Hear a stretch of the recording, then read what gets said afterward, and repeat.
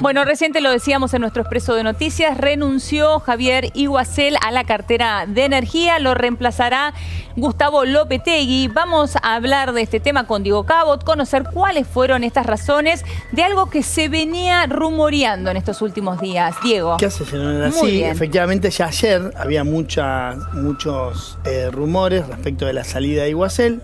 Bueno, Iguazel tuvo, recordemos que fue el que reemplaza a Juan José Aranguren, polémico secretario, en realidad ministro de Energía, pero a su vez muy eficiente a los ojos de la planilla del Excel que maneja la parte de finanzas, ¿no?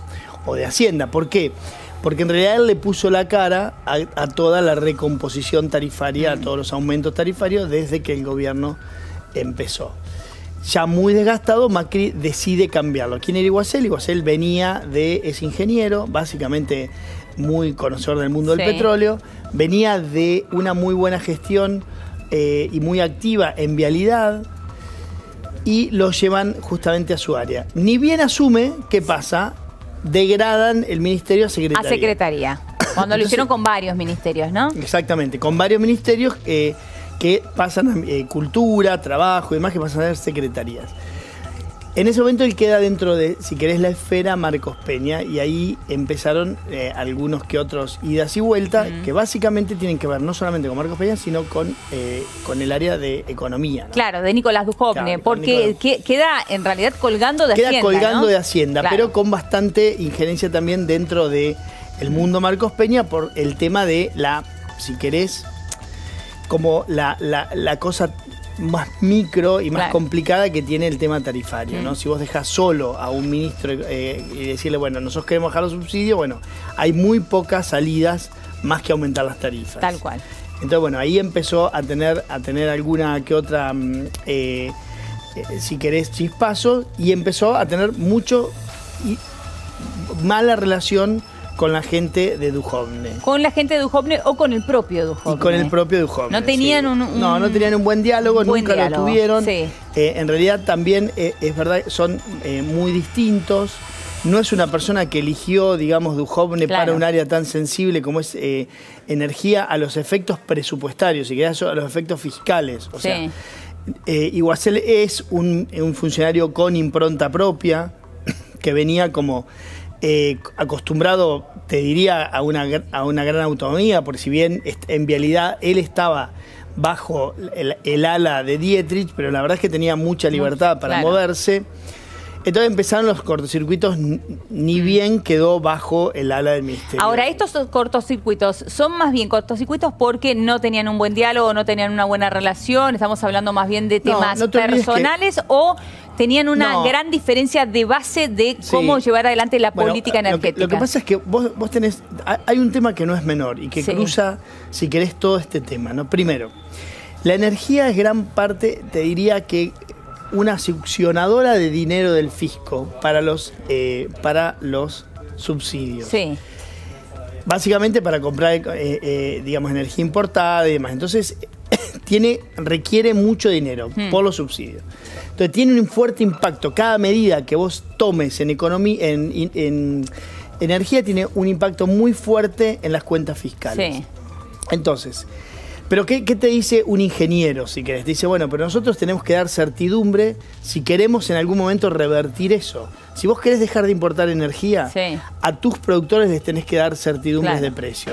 Básicamente, certidumbre en este caso es un acuerdo o un sendero de precios, si querés. Entonces, Dujovne te dice, no, pero yo necesito el año que viene cerrar en cero. Bueno, ¿cómo hacemos para cerrar en cero? Administramos eso, claro, ¿entendés? ¿Cómo haces para ponerle la cara, si querés, a los usuarios con aumento de tarifa y demás, pero por otra parte también con el hecho de que a los inversores, a los que vos los necesitas para revertir la dependencia de combustible importado que tiene la Argentina a partir de los últimos años, ¿cómo haces para generar, si querés, condiciones? Bueno, ahí tenés una pelea constante entre uno y otro.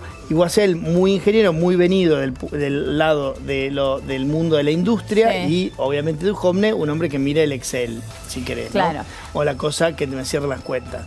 Como te digo, para un área muy sensible, pero muy sensible para lo que es las finanzas del país, o si querés el cierre fiscal equilibrado, no lo había elegido Duhovne y esto claramente... Ahora, ¿cómo se lee que Iguazel haya dado un paso al costado el día después que se anuncia un aumento de un 55% para la luz, un 35% para el gas? Y bueno, se lee básicamente de una manera de decir, bueno, como te digo, estaba tomado el trabajo claramente. sucio que lo haga él antes de irse. Ponele la cara antes de irte, ¿no?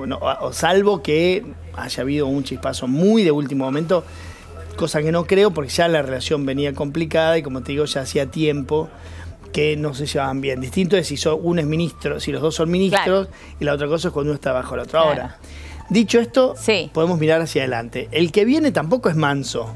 Lopetegui. Que es Lopetegui. Sí, Gustavo Lopetegui. No te olvides que Lopetegui era, si querés, el auditor, sí, de las cuentas de los otros ministros hasta que cambia, ¿te acordás de esa estructura bicéfalo? Claro, sí, que tenía Marcos Peña abajo, que era Lopetegui y Quintana, que era una suerte de interventores, o sí, no de interventores, de auditores. Eran como vicejefes de gabinete, ¿no? Eran vicejefes de gabinete, sí, pero tenían a su cargo auditarle las cuentas a los otros ministerios. Sí, sí. Entonces él era un auditor, si querés, de los otros ministros y ahora va a estar bajo el ala del ministro Duhovne. Claro. Bueno, se ve raro, pareciera como que es un poquito más de territorio que gana Marcos Peña, que venía medio caído. La relación entre Lopetegui y Duhovne es toda una incógnita, porque como te digo, Lopetegui no es un tipo manso, claro, al contrario, es con mucha convicción, de defender mucho sus convicciones o sus ideas, si querés. Evidentemente, calculamos que tendrán por lo menos la misma visión de política energética. Ponele. De mínima, porque si no... Pero por otra parte también vos podés pensar que Iguazel hace muy poco tiempo, creo que no llegó a 6 meses. Sí, 3 meses me parece, si no me equivoco, sí. También es verdad que a él le ofrecieron un ministerio. O sea, él dijo que sí, o sea, él se fue de vialidad por un ministerio y a los pocos días terminó siendo, digamos, un secretario, que si bien tenía las mismas funciones, pero en el organigrama tenés un jefe, claro, que en este caso era Nicolás Duhovne. Entonces, claro, bueno, ahí hay un tema, digamos, distinto. Ahora Lopetegui ya decir, bueno, ya está, es esto, claro, sos secretario de Energía. Claro, ya sabe que va con ese rango. Ahora, Lopetegui sabemos que igualmente, más allá de que sea ahora secretario, es un hombre de mucho peso y mucha confianza para el presidente de la Nación. Es de estrecha Era confianza. Su asesor, ¿no? Después de que se rompió ese tridente, sí, Quintana abandonó la función pública, pero Lopetegui quedó como asesor del presidente. A Lopetegui quedó como asesor, es uno de los hombres que escucha mucho el presidente y también Marcos Peña. No te olvides que Marcos Peña es politólogo. Claro. ¿No? Entonces, la parte, si querés, más que tiene que ver con finanzas o con el manejo de la gestión del gobierno, en su momento la delegó en Lopetegui y Quintana. Bueno, Lopetegui siguió y sigue siendo un hombre de confianza del entorno presidencial. Claro, era la mesa pequeña, acordate que eran 4 o 5 en su momento los que definían básicamente todos los planes de todos los otros ministerios. No, esa mesa pequeña casi te diría que se desarmó en el último tiempo, pero Lopetegui sigue siendo un hombre de confianza muy cercana al presidente, tanto que el presidente cuando lo saca decide incorporarlo como asesor propio, ¿no? Por lo tanto, bueno, claramente es un personaje muy fuerte para una secretaría a la que nadie le quiere, en un sillón donde nadie se quiere sentar. Claro, o sea que más allá de que pase a ser secretario, es un secretario con mucho fuerte, peso, claro. Te diría que y autonomía. Para mí fue una sorpresa que hayan designado a Lopetegui. Porque vos podrías decir, bueno, Duhovne va a ir por un propio. Claro. Porque si te sacás un externo de encima, porque tenés mala relación, vas a ir por un propio. Bueno, por más que sea propio, si querés que estén, como vos decís, de acuerdo en muchas cosas, Lopetegui es un hombre firme y con espalda muy fuerte como para estar debajo en el organigrama. Claro, en el organigrama debajo. Ahora, acá la pregunta es que vos decías bien, bueno, en todo caso elegís vos, te buscás uno propio. En este caso, ¿quién eligió? ¿Fue Nicolás Duhovne o fue una decisión del presidente impuesta allí? Yo no creo, yo no creo que haya sido solamente una decisión de Duhovne, porque no le va a sacar un asesor al presidente sin que el presidente esté de acuerdo. No, claro. O sea, me parece que ahí ha habido, me da la sensación que ha habido bastante mano de la Casa Rosada. Claro. Es un área muy sensible. Sí. En su momento, para que vos tengas idea, cuando nosotros escribíamos mucho sobre la crisis energética y demás hace muchos años, los ex secretarios de Energía decían: a dar vuelta a esto es una generación. No es que estamos hablando de 4 días. Claro.